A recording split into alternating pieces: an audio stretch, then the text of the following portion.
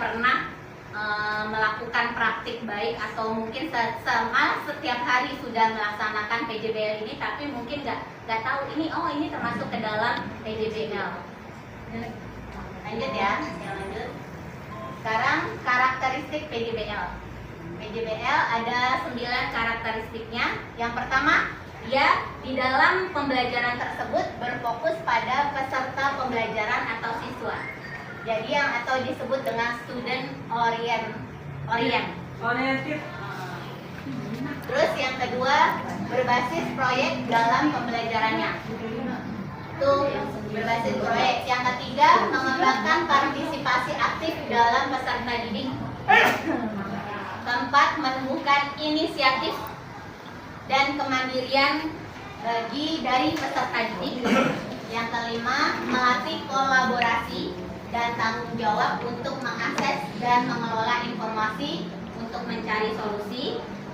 Yang selanjutnya, melatih berpikir kritis atau critical thinking dan kreativitas peserta didik. Lanjut, evaluasi dilakukan secara berkala karena peserta melakukan refleksi, jadi berkala. Ya. Evaluasinya tidak hanya sekali saja. Lanjut, proyek pembelajaran menghasilkan sebuah produk atau output yang jelas. Lanjut, fasilitator mendampingi selama proses pembelajaran. Saya lanjut. Ini langkah-langkah PJBL, tapi sebelumnya ada lagi. Ini udah bukan pertanyaan mendasar. Yang kedua, mendesain perencanaan proyek. Yang ketiga, menyusun jadwal. Keempat, monitoring dan evaluasi peserta didik dan perkembangan proyek yang dijalankan. Yang kelima, pengujian hasil. Keenam, evaluasi pengalaman.